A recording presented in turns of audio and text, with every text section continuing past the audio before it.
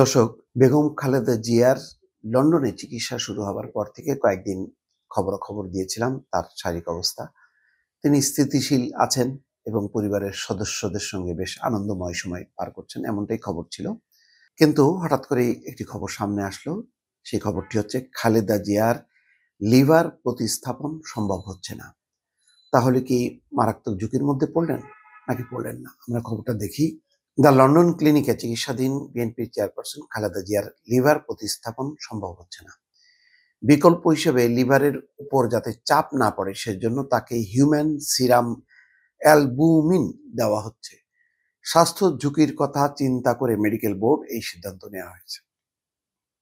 অর্থাৎ বিকল্প একটা ওষুধ দেওয়া হচ্ছে। এটা যথেষ্ট কিনা এটা দর্শক, এটা চিকিৎসকরা বলতে পারবেন। এইসব বিষয় নিয়ে বিশ্লেষণ করাটা খুব ঝুঁকিপূর্ণ।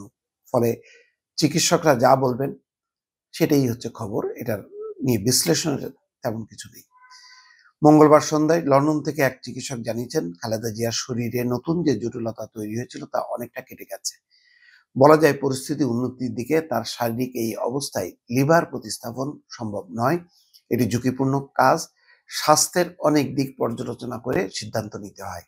তার শারীরিক অবস্থা এখন স্থিতিশীল থাকলেও অনেক জটিলতা রয়ে গেছে। বয়সও একটা বড় ফ্যাক্টর। দর্শক, এটা সত্য। তিনি বলেন, শারীরিক সক্ষমতা যখন ভালো ছিল তখন বিদেশে নেওয়া গেলে একটা সুযোগ থাকত। অর্থাৎ এভারকেয়ার হাসপাতালে যখন চিকিৎসাধীন ছিলেন তখন মেডিকেল বোর্ড বারবার তাগাদা দিয়েছিল উন্নত চিকিৎসার জন্য বিদেশে পাঠাতে। সেটি সম্ভব হয়নি। সম্ভব হয়নি মানে কি? হাসিনা সরকার তাকে পাঠাতে রাজি হয়নি বা দেয়নি, নানান আইনের ছুটা না, তাই তাকে বিদেশে পাঠানো থেকে বিরত রাখা হয়।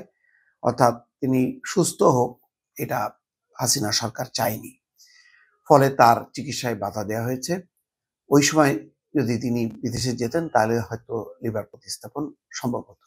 চিকিৎসকরা বলছেন, লিভার প্রতিস্থাপনের বিকল্প হিসেবে হিউম্যান সিরাম অ্যালবুমিন দেওয়া হবে। এটি মানুষের রক্তের প্লাজমায় সর্বাধিক প্রোটিন গঠন করে।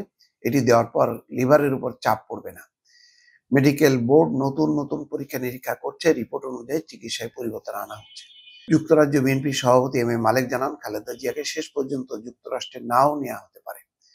লন্ডন ক্লিনিকেই সর্বোচ্চ চিকিৎসা নিশ্চিত করা হচ্ছে। লন্ডনে প্রচন্ড ঠান্ডা চলছে। পরিবেশের সঙ্গে মানিয়ে নিতে সবারই একটু কষ্ট হচ্ছে।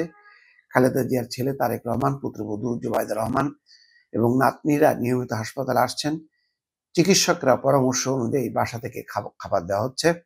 খালেদা জিয়ার সুস্থতার জন্য দেশবাসীর কাছে দোয়া চেয়েছেন বিএনপির ভারপ্রাপ্ত চেয়ারম্যান তারেক রহমান। যুক্তরাষ্ট্র বিএনপির তরফ থেকে বিভিন্ন মসজিদে দোয়ারও আয়োজন করা হচ্ছে। সাবেক প্রধানমন্ত্রী খালেদা জিয়া দীর্ঘদিন ধরে liver cirrhosis, kidney, heart, diabetics, arthritis সহ নানা শারীরিক জটিলতায় ভুগছেন।